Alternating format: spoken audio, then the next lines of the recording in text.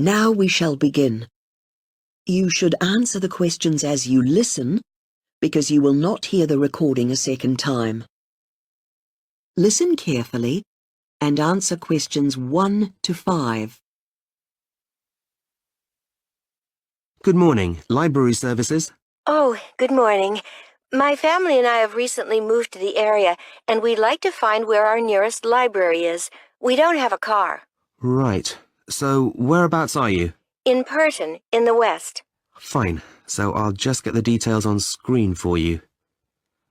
Okay, your nearest one is the Minack Library. Minack. Yes, in Skellen Street. Can you spell that? It's Skelllan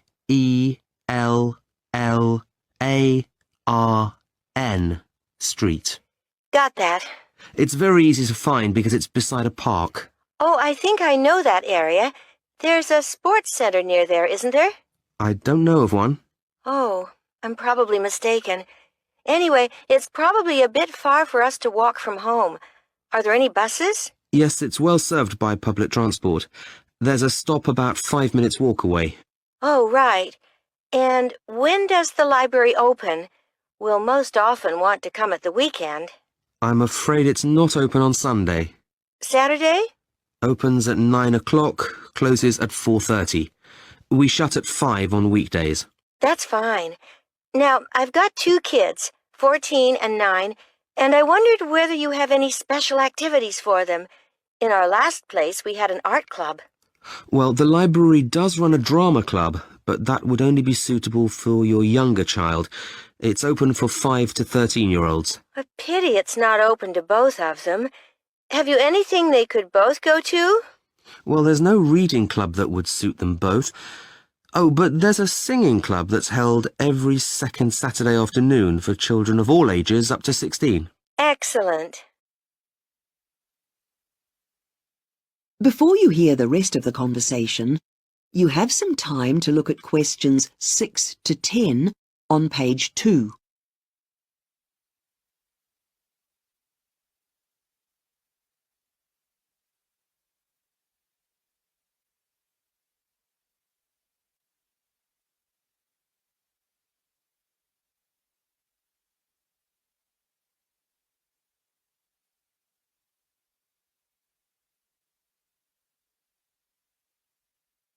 Now listen and answer questions 6 to 10.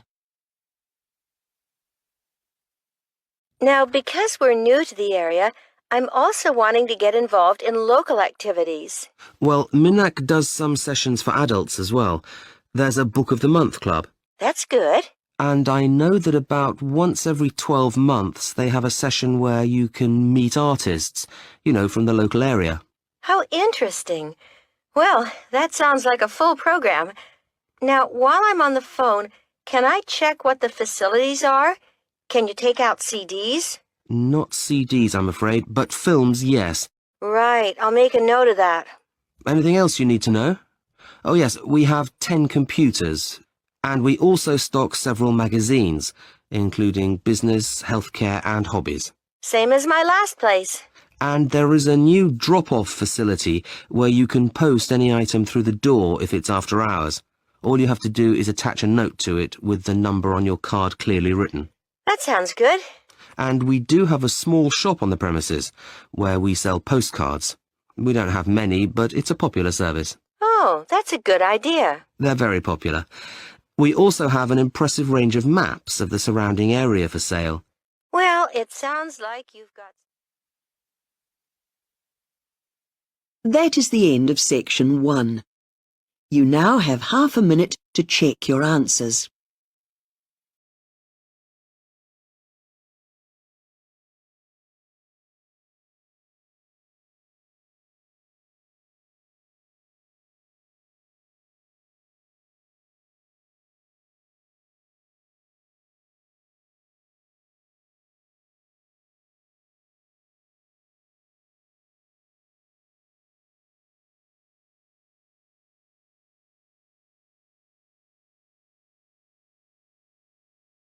Section 2.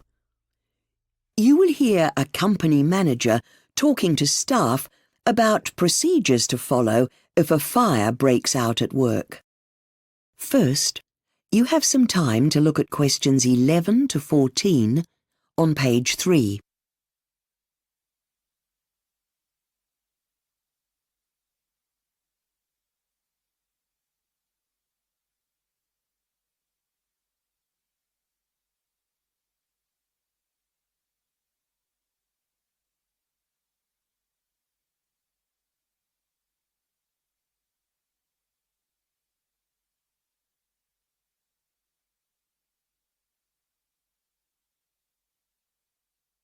Now, listen carefully and answer questions 11 to 14. Hello, and thanks to everyone for being on time.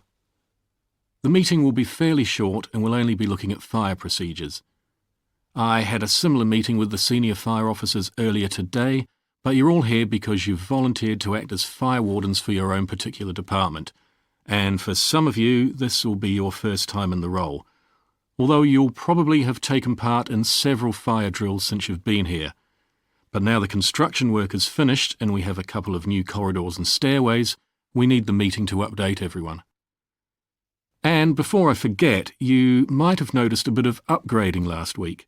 The handheld fire extinguishers, the standard ones on the wall, the report says they're all working well, as is the overhead sprinkler system. But the old alarm system has been replaced and should be a lot more reliable. Anyway, as fire wardens, you have a number of responsibilities. OK, those wardens responsible for the factory buildings, you'll remember we had a minor fire back in January. Luckily, the fire doors around the room stopped most of the smoke from getting out, but the alarm should have been pressed a lot earlier. From what I understand, staff felt somewhat reluctant to activate it themselves and were looking for someone senior. So please ensure that everyone knows it's their responsibility to take action immediately. Can you also make sure that if anyone new has been hired since then, that they've read the fire notices? And wardens for office departments, you'll also have to have a word with your staff. When the fire alarm went off in January in that minor fire, people got out of the office building pretty quickly. That was fine, but once they were out, they stood right in front of the doors. So if the fire crews had needed to access the offices, they would have been prevented.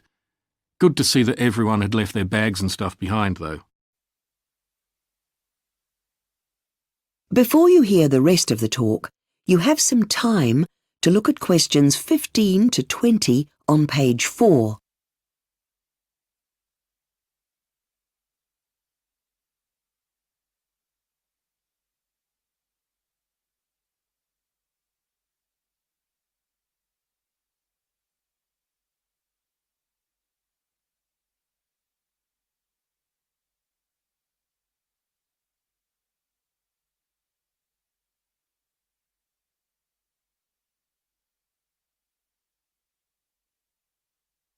Now listen and answer questions 15 to 20.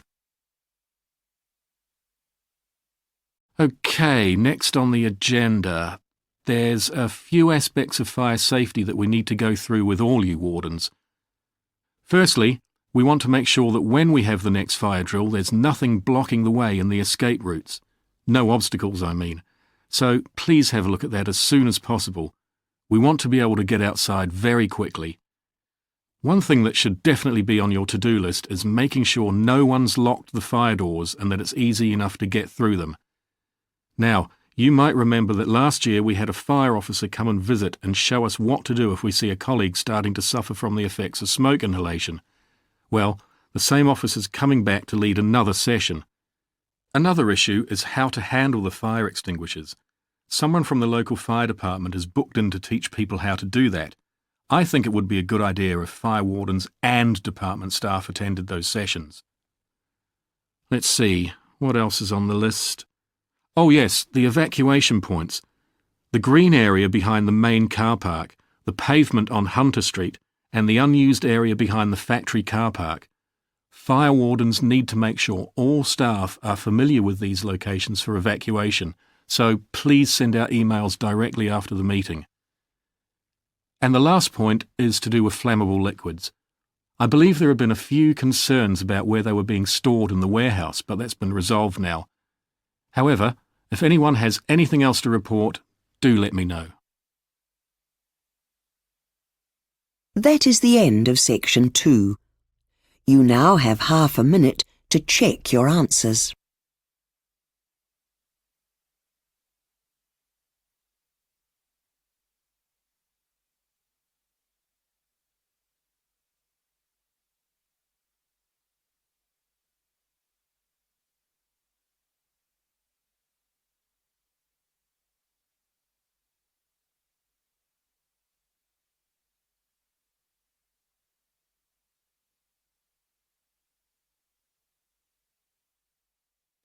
Part 3. You will hear part of a discussion between two drama students called Charles and Lorna about a songwriting course. First, you have some time to look at questions 21 to 25.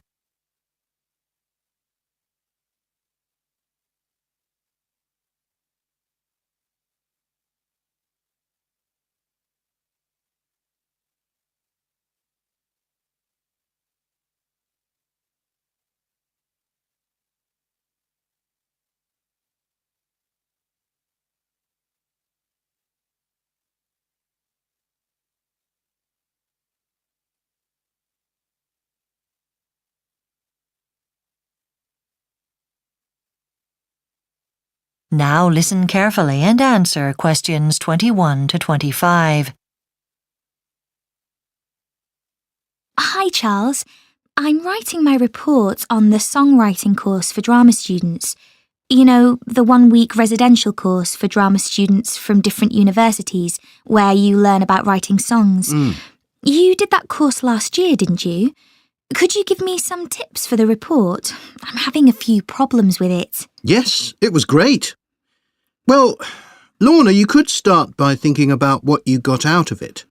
Evaluating how useful it was is simple. The challenge is not to go over length. Referring to published sources might help. That would make it more scholarly too. OK, I'll go with that. And saying why you did the songwriting course is important. Some people just do it as another string to their bow to help with auditions for work and things. I thought it was a good opportunity to try out new techniques for communicating feelings and emotions. I was already confident about singing before I did it. I thought it was the location of the course which made it special, being held in a country house rather than in a university. They were doing some building work on part of the house, though, so it wasn't always easy to concentrate. I enjoyed the workshop most. How about you? Well, we were divided into 6 small groups for the afternoon, each with their own advisor. That was the best bit for me, having that discussion with an expert. When we got into pairs to start writing our songs, the idea was to combine people with different levels of knowledge and experience. But my partner preferred working on her own generally. And what did you think of the course content? I hadn't realised before how important the structure of a song is to its success. Yes, we learned it's no use writing the most beautiful words and melodies if there's no shape. And we learned about the importance of a chorus in a song. I knew about that stuff from my singing classes. It's a bit obvious, isn't it? I suppose so. It was the input on lyrical styles and forms that I found tedious. You could always look them up on the web. Anyway, how did you get on with writing your song?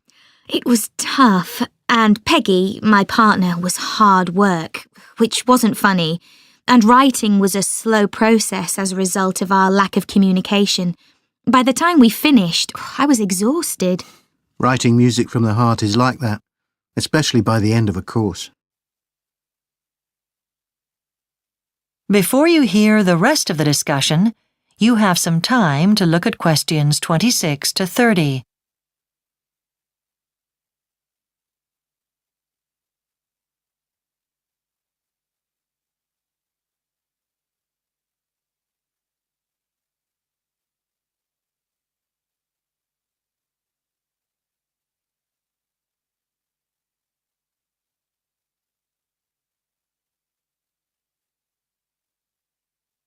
Now listen and answer questions 26 to 30. Well, that's got the report sorted, thanks. Have you decided which teachers' workshops you're going to do next term? I want to do Bob Lacey's. He's got a brilliant reputation for voice coaching. You know, getting us to use dialects and different pronunciation and stuff. He gets you to do things like read out a newspaper article in character. It's amazing. I'm thinking of going to Evelyn Chance's workshop. Oh, Evelyn. She's quite a character. Is she running the stage fights course again? Yes, fencing and pretend punches and throwing techniques. She really knows how to help actors use the whole of the space available. Lots of people like Ted Winter's workshop. He knows how to deliver. He's keen on actors conveying emotion through their bodies and faces alone. It's a great way to reveal complex relationships and situations to an audience without making a speech of any kind. I'm definitely going to sign up for that one. If you want to understand a director's ideas, Kevin Gray's workshop would be perfect for you. He likes telling people what to do, and he's always saying you can't have a company of actors reading a play any way they want because they'd end up fighting amongst themselves. They must listen to the director. What about Dorothy Thomas? She's good at activities for getting rid of stress and, emptying your mind of all thoughts about the past, and that can really help when acting. Well, I think I'll put my name down for... That is the end of Part 3. You now have 30 seconds to check your answers to Part 3.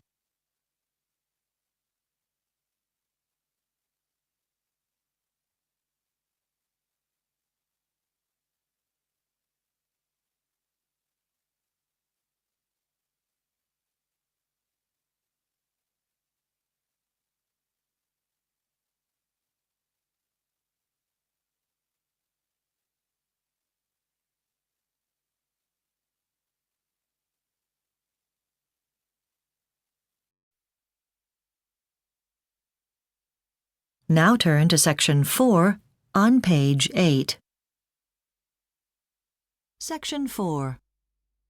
You will hear part of a lecture for teacher trainees on using drama activities in the classroom. First, you have some time to look at questions 31 to 40 on page 8.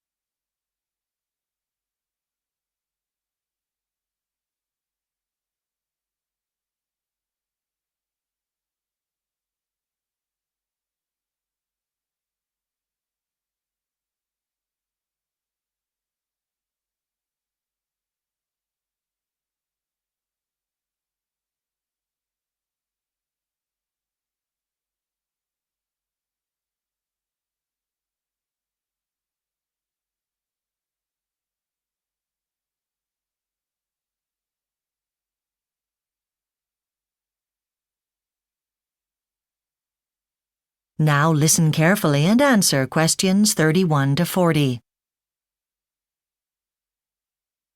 So now we're going to look at some of the reasons why it's beneficial to include drama activities, such as role play, in your teaching practice in a range of subject areas.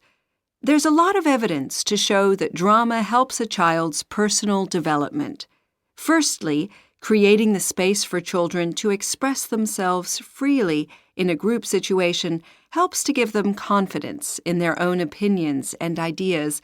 And, of course, drama activities can work especially well for shy or introverted children who usually don't participate in other types of classroom situations. Secondly, unscripted improvisation activities where children work from their imagination, if done in a supportive way, give children the opportunity to gain experience in taking risks and encourage them to say things that they might normally be afraid to say. Drama can also support the child's educational development. For example, the emphasis placed on cooperative activities in drama means that group members must learn the value of listening to one another. Being involved in any sort of performance which relies on everyone working together and playing their part also helps children to be responsible, not only for their learning, but for their general behavior. These are just a couple of ways in which drama can benefit a child's learning.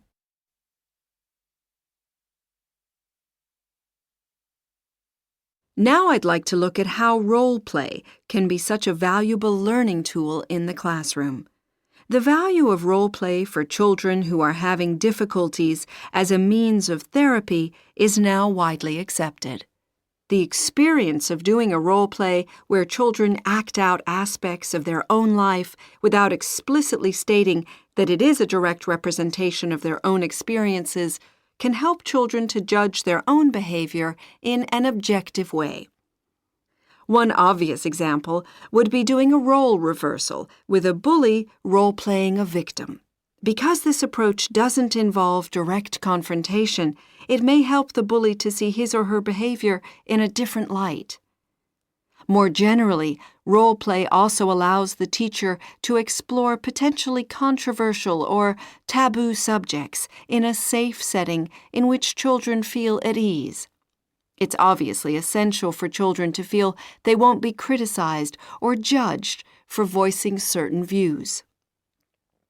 Getting children to examine their thoughts and opinions carefully can lead to a deeper self-knowledge and a stronger awareness of morality. This is an important factor in developing social skills. Let's look at a specific subject area now and think about how drama can enrich the learning process for the study of history. Bringing characters from the past to life in the classroom by doing classroom drama activities is an easy way to improve the level of the children's participation in the lesson. So, drama in the history classroom makes for a livelier atmosphere, but getting children to reenact scenes from history can also be extremely useful, as it helps them to remember what happened and why it was important, as well as helping to bring the past alive. Another way of doing this is to ask children to find solutions to historical problems using role play. This can help to focus attention on why certain decisions were taken. For example, children can be asked to decide how best to defend their town from attack or where to build a new settlement. Okay, what I'd like to do now is to think about your next teaching practice session and in groups discuss how you would incorporate an element of drama into your lesson plan. That is the end of Section 4. You now have half a minute to check your answers.